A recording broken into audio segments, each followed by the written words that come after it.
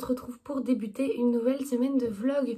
Je ne vous ai pas pris hier parce que j'ai eu pas mal de travail et en plus de ça je crois que je commence à être un peu malade, donc je suis désolée d'avance si je parle un petit peu du nez parfois, mais voilà, on s'adapte, c'est forcément l'automne qui est là. Et puis ici c'est la campagne, donc il fait déjà beaucoup plus frais qu'à Bordeaux chez moi, et je pense que j'ai pris un petit coup de froid. Voilà. Ça c'était déjà pour commencer en guise d'introduction. En termes de lecture, j'ai donc terminé la carte postale, je vous en ai parlé dans le vlog précédent, et j'ai débuté hier une nouvelle lecture qui est donc une lecture commune que j'organise autour de La petite boutique au poison de Sarah Penner, qui est donc sortie aux éditions Faubourg Marigny.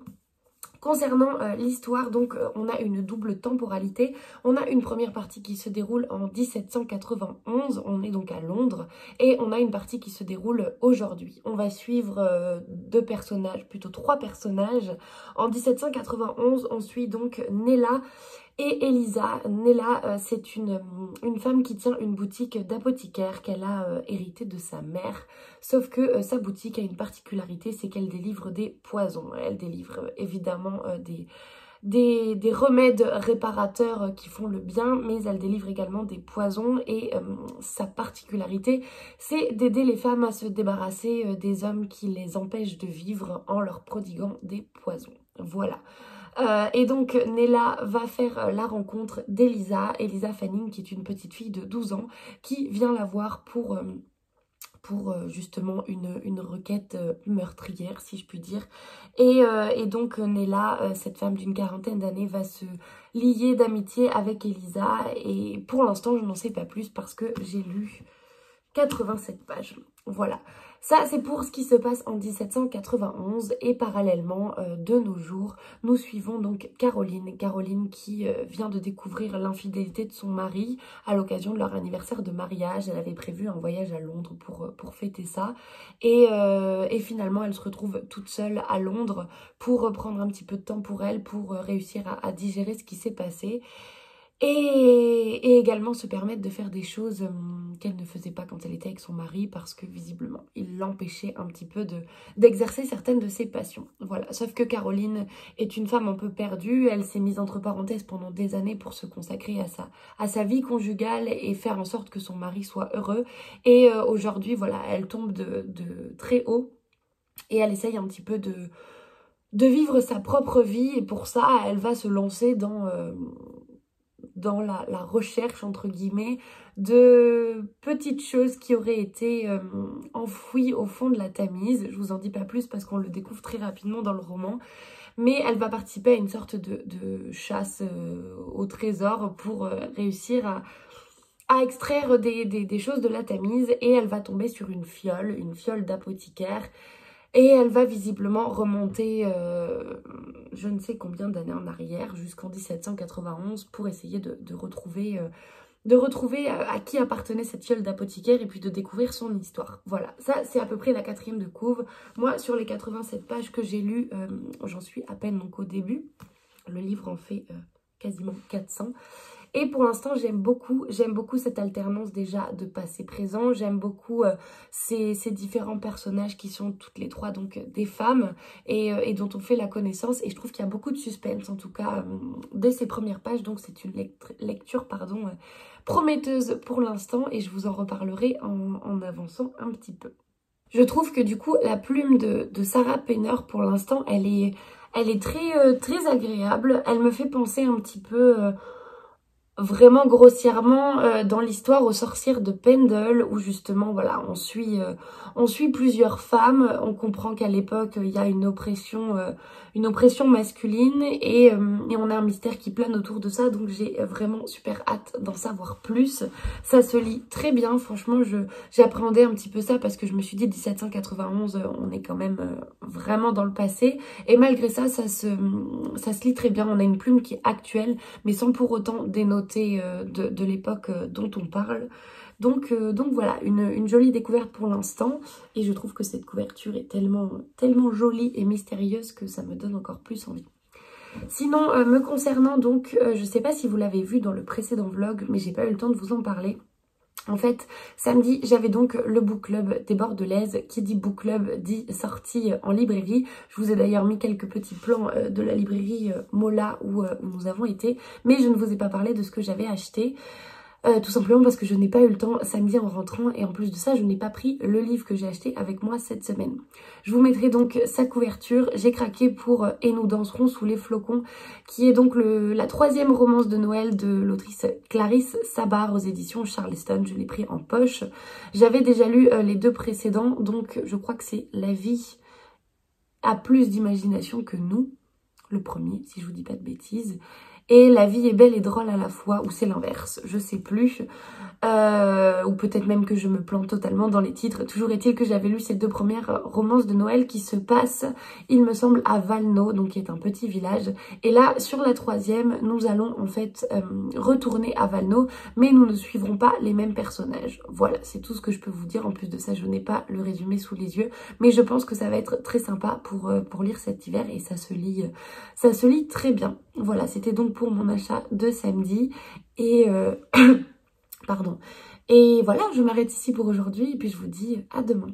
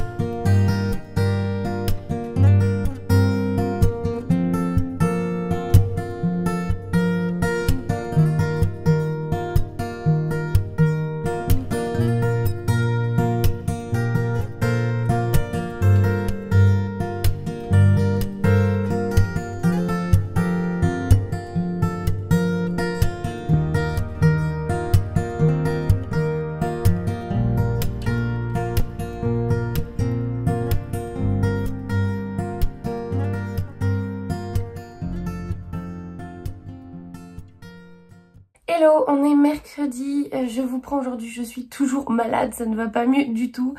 Hier c'était pas la grande forme d'ailleurs, mais bon, c'est pas grave. En plus de ça, c'est une grosse semaine de travail pour moi, enfin comme ces dernières semaines en soi, je vous en ai déjà parlé. Donc voilà, j'espère que ça va se solutionner assez rapidement. Je voulais vous parler de ma lecture en cours, donc La petite boutique au poison de Sarah Painter. J'ai super bien avancé hier puisque j'en suis page 200, j'ai lu 120 pages, ce qui dans mon état est quand même vraiment pas mal, donc j'en suis à la moitié. Ça se lit très bien, je trouve que je suis, ça y est, totalement plongée dans l'histoire, on a beaucoup de suspense. On s'attache à ces différentes femmes et notamment à Nella et Elisa. Qui sont assez entourées de mystères par rapport à ce qui s'est passé à leur époque, par rapport à au fait que ce registre risque d'être divulgué, en l'occurrence le registre qui comporte les noms de toutes les femmes qui ont fait appel à Nella, donc l'apothicaire, pour tuer des hommes et voilà, j'en suis là. C'est super immersif, c'est le mot que je cherchais. On se retrouve vraiment plongé dans cette histoire, j'ai l'impression de visualiser totalement les ruelles un peu sombres de Londres, avec notamment cette boutique d'apothicaire qui est cachée derrière une vitrine, tout ce qu'il y a de plus banal. Et voilà, donc j'aime énormément ma lecture pour l'instant, je pense que ça va en plus s'améliorer avec le temps, mais c'est une super découverte, la plume elle est fluide, mais c'est quelque chose que je dis assez régulièrement, juste le livre se lit très bien, donc voilà. Bref, de mon côté, je m'arrête ici, je vais repartir travailler parce qu'il est 11 h et que, comme je vous disais, j'ai pas mal de boulot, mais je vous reprends soit dans l'après-midi, soit plus tard. C'est le bonheur aujourd'hui, il fait trop beau, il fait pas très froid en plus, donc c'est plutôt cool. Et voilà, quel bonheur d'être à la campagne.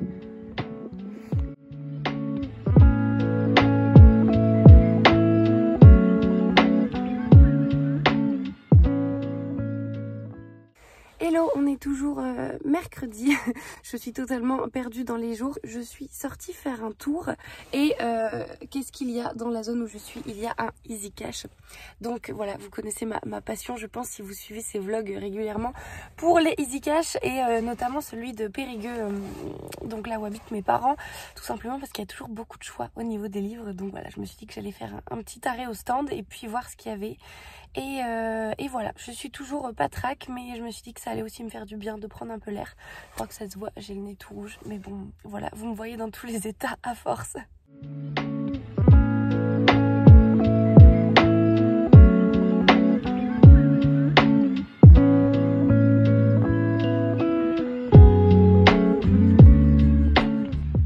Hello, on est jeudi, ça va un peu mieux qu'hier, donc je suis plutôt contente. Hier je vous ai quitté sur le parking d'Easy Cash où je m'apprêtais à aller faire un tour en vous disant qu'il y avait beaucoup de choix dans ce Easy Cash là et que j'aimais beaucoup quand je rentrais chez mes parents aller y faire un tour. C'est un peu mon passage obligatoire si je puis dire, à tel point que mon père me dit souvent que j'ai des actions chez Easy Cash tellement j'y vais quand je rentre, mais bon voilà. Évidemment j'ai craqué pour 3 livres qui sont donc 3 livres de poche et je vous montre ça tout de suite. Donc le premier c'est L'Ange de Marchmont Hall de Lucinda Riley, donc en version poche. Il est comme neuf et je l'ai payé 3 €, 2,99 €, donc plutôt contente au lieu de 9,59 €. Le dos est pas du tout abîmé, je sais pas si on voit, il est vraiment intact. Donc trop contente, je l'avais en version brochée il me semble, celui-ci à la maison. En tout cas chez moi à Bordeaux, mais la version brochée en fait c'est un ancien Charleston et du coup elle est plus haute que les nouvelles versions brochées Charleston, et donc c'est le seul que j'ai comme ça faisait un peu tâche dans ma bibliothèque, donc voilà je suis contente d'avoir le format poche qui en plus de ça prendra un petit peu moins de place, parce que mine de rien, alors je vais pas me plaindre du tout, mais en étant lectrice Charleston, mine de rien, on reçoit quand même pas mal de livres et vraiment ma bibliothèque est déjà complète, donc je ne sais pas franchement comment je vais m'organiser pour tous les faire rentrer. Donc si déjà je peux garder, en tout cas gagner une place pour un brochet, c'est cool. Donc concernant l'histoire de celui-ci, 30 ans ont passé depuis que Greta a quitté Marchmont Hall, une magnifique demeure nichée dans les collines du Monmouthshire. Je sais jamais. Je crois que c'est Monmouthshire, mais je dois sûrement pas bien prononcer. Lorsqu'elle y retourne pour Noël sur l'invitation de son vieil ami David Marchmont, elle n'a aucun souvenir de la maison, le résultat de l'accident tragique qui a effacé de sa mémoire plus de 20 ans de sa vie. Mais durant une promenade dans le parc enneigé, elle trébuche sur une tombe. L'inscription érodée lui indique qu'un petit garçon est enterré là. Cette découverte bouleversante allume une lumière dans les souvenirs de Greta et va entraîner des réminiscences. Avec l'aide de David, elle commence à reconstruire non seulement sa propre histoire, mais aussi celle de sa fille Sheska. Et c'est un roman dont j'ai entendu vraiment beaucoup de bien. Je crois que c'est Eline et plusieurs autres filles qui l'ont lu l'année dernière en lecture commune, ou même cette année il me semble, et qui l'avaient vraiment adoré. Donc voilà, je l'avais dans ma palle, mais je pense que même la version poche va peut-être m'aider à le sortir plus facilement de ma palle, et j'espère pouvoir le lire en début d'année, idéalement sur janvier, février, quand il fait encore frais, pour que voilà cette couverture enneigée prenne tout son sens, même si la neige à Bordeaux c'est pas tous les jours que ça arrive. L'autre pour lequel j'ai craqué, c'est également un Charleston en poche lui aussi, c'est Une vie à t'attendre d'Alia Cardin. Pour le coup je n'ai absolument pas lu le résumé, simplement Alia Cardin, je vous en ai parlé au retour de Brive, c'est une auteure que j'ai rencontrée là-bas, que j'ai découvert sur les conseils des filles notamment. Donc toutes celles avec qui j'étais, et pour Claire et moi ça a été la belle rencontre. C'est une femme qui est tellement attachante, qui est bienveillante, qui est douce, qui est gentille, qui est souriante, et ça a été un plaisir d'échanger avec elle. J'ai donc acheté Mademoiselle Papillon, qui est son avant-dernier roman qui était sorti chez Pocket, mais je n'ai jamais lu d'autres livres d'Alia Cardin. J'ai Le choix d'une vie, je crois que c'est comme ça qu'il s'appelle, dans ma wishlist depuis très longtemps, mais je ne l'ai pas trouvé. En revanche j'ai trouvé donc celui-ci, Une vie à t'attendre, et donc le résumé...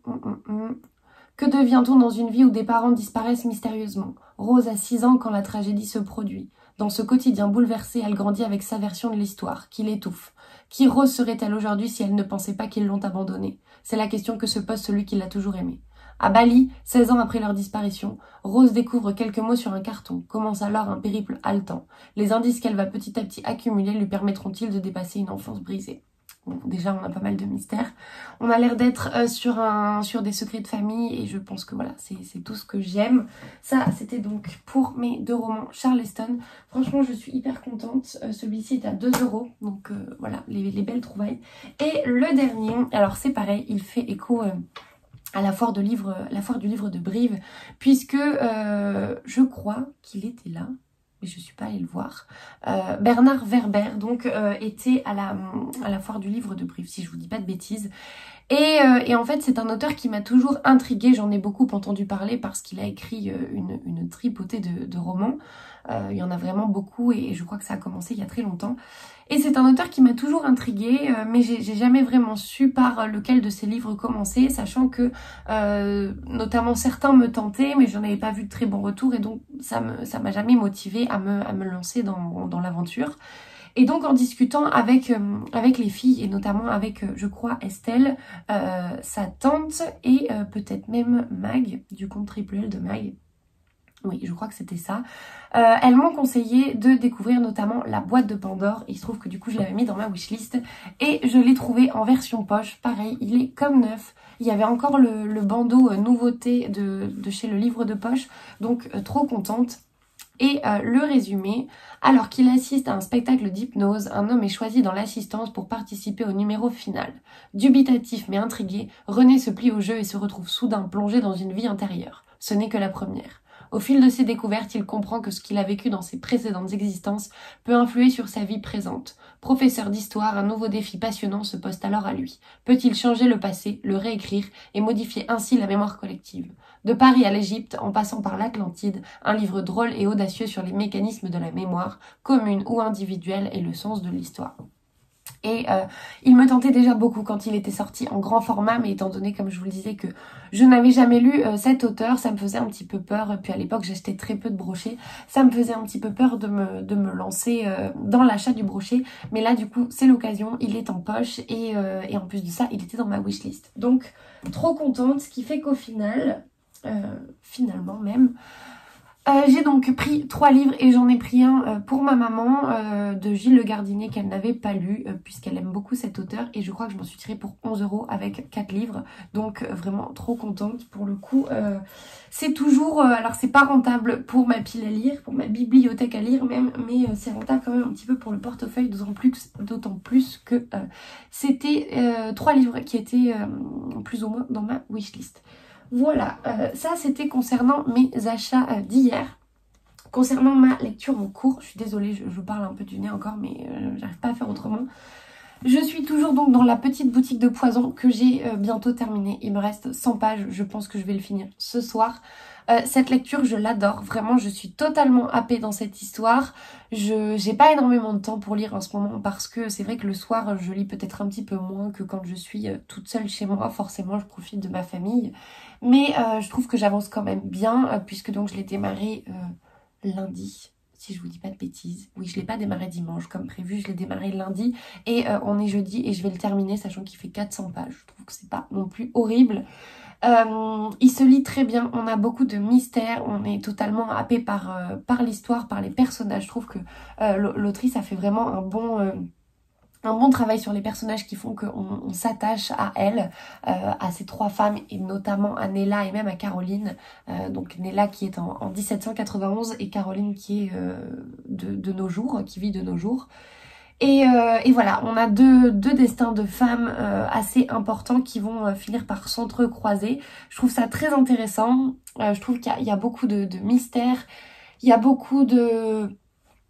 C'est toute une ambiance en fait. Vous imaginez un petit peu un cabinet de curiosité, une boutique d'apothicaire avec des fioles de toutes les couleurs, un mur caché qui s'ouvre avec un levier, etc. Et ben voilà ce que vous découvrez dans ce roman. Et au-delà de cette ambiance, on a une histoire, on est inquiet en fait pour ce qui va se passer pour ces femmes, on a beaucoup de suspense, voilà. C'est difficile de vous en dire plus, mais franchement, c'est une lecture géniale pour l'instant. C'est vraiment une belle surprise, je m'attendais pas à ça. Donc voilà, et je pense qu'on est plus ou moins toutes unanimes sur le groupe de la lecture commune pour dire que voilà, certaines qui l'ont terminé ont dit que ça avait été un coup de cœur. Moi pour l'instant c'est pas le cas, c'est pas un coup de cœur, mais c'est une excellente lecture, donc voilà, je vous la recommande si déjà la couverture vous intrigue, parce que franchement ça se lit très bien. On a à la fois une enquête, à la fois de l'ambiance, à la fois des personnages attachants, et du coup tout est réuni pour nous faire passer un bon moment. Voilà, ça c'était donc pour mon petit update lecture, et j'en ai fini pour aujourd'hui. Je vous dis à demain.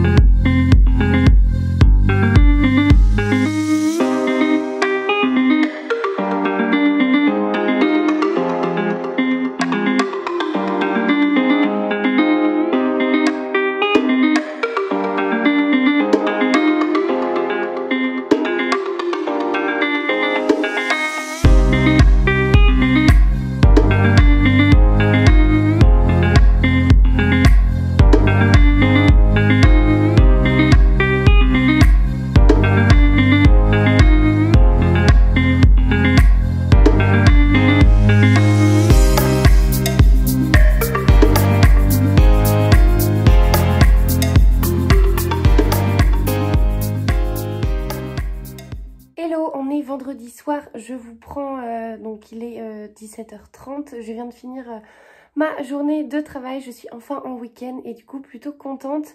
J'espère que la luminosité sera pas trop dégueu, il fait quasiment, enfin le jour est en train de se coucher et je me suis mis dans la chambre de mes parents pour espérer avoir, avoir en fait la lumière qui vient sur moi. Voilà, j'espère que ce sera pas trop dégueu, mais du coup je pense que vous me verrez un peu mieux que si je me mets dans une autre pièce. Pour vous faire un petit update, j'ai terminé donc hier soir La Petite Boutique au Poison et j'ai adoré cette lecture. Vraiment, c'était une très très belle surprise. J'ai pas mis de temps à rentrer dedans, j'ai adhéré dès les premières pages. En revanche, j'ai trouvé vraiment que cette histoire devenait saisissante et haletante vraiment à partir de la moitié, donc de la page 200 dont je vous parlais il y a quelques jours.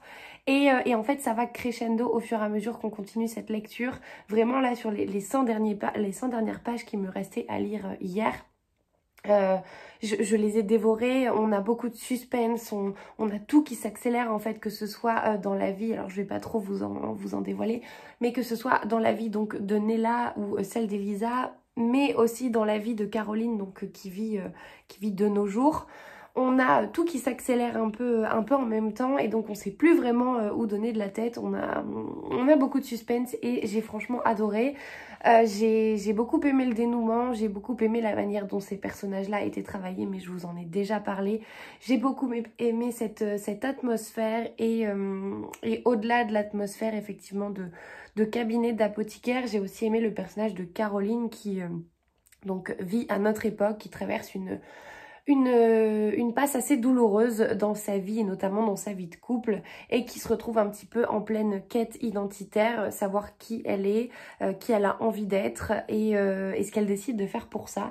Et voilà, j'ai trouvé ça assez intéressant comme point de vue, comme nuance, comme contraste, ce qu'avait pu mettre en place l'auteur, donc Sarah Penner. Et voilà, c'est franchement une belle découverte, je vous la recommande. C'est parfait selon moi pour la saison parce que voilà, on est à Londres, dans un Londres un peu glauque, un peu sombre, où effectivement il y a encore des convenances. On est, je vous le rappelle, en 1791. Et voilà, et on a ces femmes qui décident de faire appel à Nella, donc l'apothicaire, pour se débarrasser soit de leur mari, soit d'hommes qui les empêchent de vivre correctement. Et donc bien évidemment on a aussi une dimension un petit peu féministe par rapport à ça. Et voilà, je vous en dévoile pas plus, mais j'ai franchement adoré cette lecture. La preuve, je l'ai lu quand même relativement vite par rapport à la quantité de travail que j'avais cette semaine. Et j'ai franchement beaucoup aimé. Ça, c'était donc pour la lecture que j'ai terminée et j'ai commencé une autre lecture ce midi. J'ai vraiment pas lu énormément, mais j'ai commencé Les rêves de nos mères de Karine Pitoki, donc aux éditions Charleston, qui est un roman que je m'étais acheté il y a pas très longtemps. Je crois que je vous en avais parlé dans un vlog précédent. Donc il est très court, il fait 250 pages. Et donc nous sommes en 1912. Lady Julia Ashford, dont le mari vient de mourir en la laissant enceinte, se retrouve seule dans l'immense domaine qui est désormais le sien, et se prépare à une vie placée sous le signe du deuil et des devoirs qui incombent à son titre. Mais voilà que son passé revient la hanter. Sous la forme de Will Murphy, son amour d'enfance, gangster irlandais régnant aujourd'hui en maître sur l'East End de Londres. La maîtresse de Longfield Park peut-elle lier son destin à cette figure de la pègre? Sans doute pas. Tout comme elle ne devrait pas se préoccuper du quotidien de son ancienne domestique Edna, mariée à un homme violent, ni encourager sa cousine dans ses engagements suffragistes. Mais la vie change en Angleterre. Autour d'elle souffle le vent des temps nouveaux, celui des révolutions et du changement social, sans compter cette guerre qui déjà se profile imminente et terrible. Et alors cette lecture me faisait déjà envie depuis très longtemps, quand bien évidemment j'ai craqué. J'avais envie de le lire assez rapidement parce qu'il est court et que je savais que je pourrais le caler facilement. Et ça a été chose faite puisque donc Claire, ma copine Claire du compte Le Coin Lecture de Claire, l'a aussi. Et du coup on a prévu de le lire ensemble donc ce mois-ci. Donc j'avais très hâte et la lecture donc débutait le 18 novembre, c'était hier. Mais je voulais finir ma lecture en cours avant de le démarrer. Et voilà, donc j'ai lu 29 pages je crois. 37, pardon, j'en suis chapitre 5, donc clairement j'ai pas lu énormément, mais j'aime déjà beaucoup la plume de l'autrice, je sens que je vais adhérer à sa manière de raconter l'histoire, aux personnages qu'elle dépeint, et voilà, j'ai déjà hâte d'en savoir plus, mais cette histoire elle me tente énormément, que ce soit la période, alors encore une fois on est en temps de guerre, mais voilà, ça me tente beaucoup. On est, comme pour celui-ci, toujours en Angleterre. Et je crois que voilà, je suis contente. J'avais envie de rester dans cette atmosphère-là. Donc c'est une bonne chose. Voilà, je vous en reparlerai mieux, je pense, dans le week-end. Demain, je ne sais pas si j'aurai le temps de vous prendre, en tout cas en étant toujours en Dordogne. Demain, donc, nous serons samedi et je rentre à Bordeaux. Donc, soit j'aurai le temps de vous prendre avant de partir en étant encore ici, soit je vous prendrai peut-être en rentrant chez moi à Bordeaux. Et si c'est pas le cas, ce sera plus tard. Voilà. De mon côté, c'est tout. Et puis, à demain.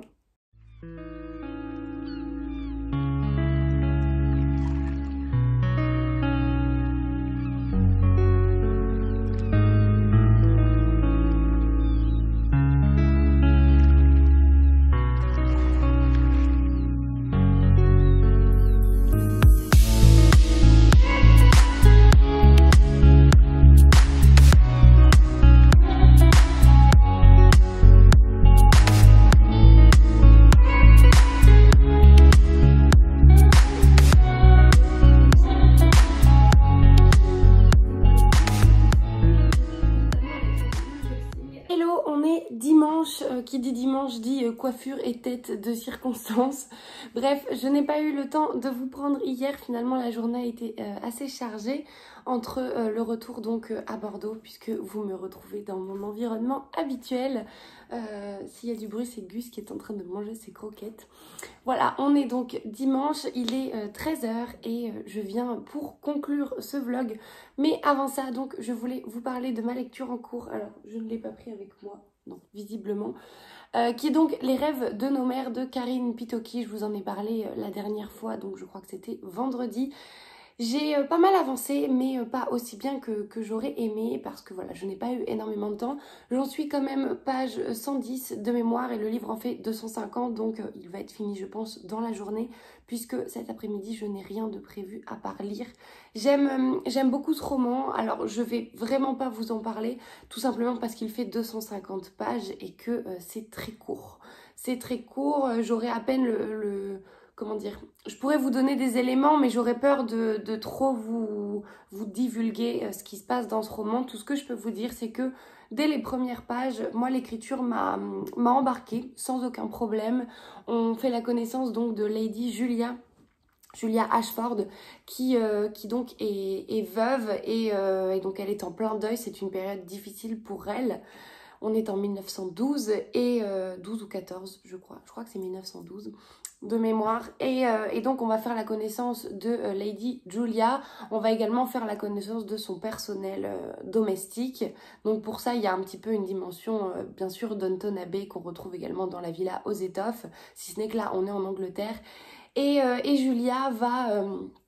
Enfin, on comprend que Julia est plus ou moins mêlée à un homme qui s'appelle Will Murphy et qui n'est autre qu'une sorte de gangster. Et pour le coup, ça m'a énormément fait penser à Peaky Blinders. Voilà, c'est tout ce que je peux vous dire, si ce n'est que ces deux personnages vont plus ou moins évoluer ensemble et on va faire leur connaissance. Je trouve qu'ils sont attachants, ils sont bienveillants et pour l'instant depuis que donc j'ai débuté ma lecture, il n'y en a aucun que je n'apprécie pas. Voilà, c'est assez rare dans un roman, généralement il y a toujours quelqu'un, il y a toujours un personnage pour lequel voilà, soit ce personnage est fait pour ne pas être aimé parce que c'est un méchant ou que c'est quelqu'un qui a un mauvais fond, soit parfois voilà, on a des personnages qui pour autant sont de bonnes personnes, mais avec lesquelles on n'adhère pas parce que on n'aime pas tel ou tel trait de leur caractère.